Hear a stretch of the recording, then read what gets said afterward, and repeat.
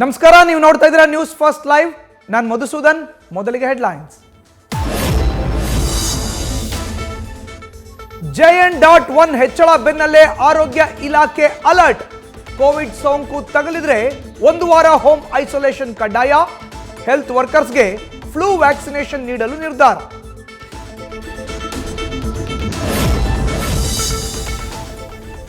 ರಾತ್ರಿ 1 ಗಂಟೆ ನಂತರ ಬಾರ್, ಹೋಟೆಲ್, ಪಬ್ ಕ್ಲೋಸ್. ಜನಸಂದಣಿ ಹೆಚ್ಚಿರುವ ಸ್ಥಳಗಳಲ್ಲಿ ಪಿಕೆಟಿಂಗ್ ಪಾಯಿಂಟ್. ಹೊಸ ವರ್ಷಾಚರಣೆಗೆ ಪೊಲೀಸ್ ಇಲಾಖೆ ಅಲರ್ಟ್.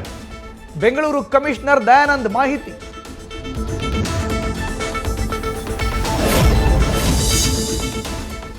ಕೋವಿಡ್ ಬಗ್ಗೆ ಆತಂಕ ಬೇಡ, ಎಲ್ಲರೂ ಜಾಗರೂಕರಾಗಿರಿ. ವ್ಯಾಪಾರ ವಹಿವಾಟುಗಳಿಗೆ ಯಾವುದೇ ನಿರ್ಬಂಧ ಇಲ್ಲ. ಮುನ್ನೆಚ್ಚರಿಕೆ ವಹಿಸುವಂತೆ ಡಿಸಿಎಂ ಡಿಕೆ ಶಿವಕುಮಾರ್ ಸಲಹೆ.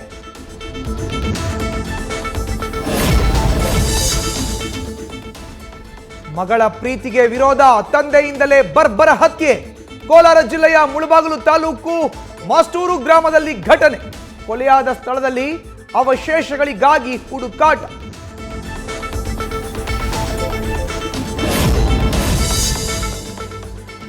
ಕೇಸರಿ ಉಡುಪಿನಲ್ಲಿ ಶಾಲಾ ಮಕ್ಕಳ ನೃತ್ಯಕ್ಕೆ ಭಾರಿ ವಿರೋಧ. ಬೈಂದೂರಿನ ಗಂಗೊಳ್ಳಿಯ ಸ್ಟೆಲಾ ಮೇರಿಸ್ ಶಾಲೆಯಲ್ಲಿ ಕ್ರಿಸ್ಮಸ್ ಪ್ರಯುಕ್ತ ಕಾರ್ಯಕ್ರಮ. ಮಕ್ಕಳ ನೃತ್ಯ, ಹಾಡಿನ ಸಾಲಿಗೆ ಹಿಂದೂ ಸಂಘಟನೆಗಳ ಆಕ್ರೋಶ.